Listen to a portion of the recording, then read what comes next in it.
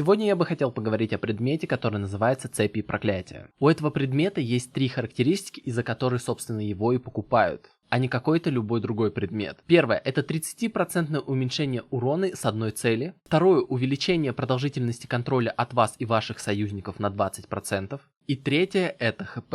И естественно, этот предмет покупается, если вы танк. И самая лучшая ситуация, почему его можно купить, это если во вражеской команде есть один гиперкэрри. Например, 15-0 рассвиженный Дрейвен. Вы покупаете физическую защиту, и потом перед вами встает выбор. Либо вы еще один предмет покупаете на защиту, а если вы помните, то каждый следующий предмет на защиту будет менее эффективен. Либо вы можете купить цепи проклятия, что в этом случае будет идеально. Это первая ситуация, то есть у вас есть физическая защита и один гиперкэрри во вражеской команде. Второй вариант, если вражеская цель очень уязвима к контролю, например, мастер И. Он тоже рассвиделся. Именно поэтому вы покупаете этот предмет, в вашей команде тоже есть контроль, и весь контроль действует дольше. Профит. Рассмотрим третий случай, из-за которого я именно это видео и решил записать. У вас во вражеской команде 4-1 типа урона. То есть, допустим, 4 АДшника и 1 маг, или 4 мага и 1 АДшник. Суть заключается в том, что вот этот вот 1 маг или АДшник, он не сильно-то и рассвижен, но все равно он ощутимо бьет. Поэтому покупать полноценную защиту слишком растратно. Нужно найти какой-нибудь компромисс. И этот компромисс как раз и есть цепи проклятий. Потому что он дает ХП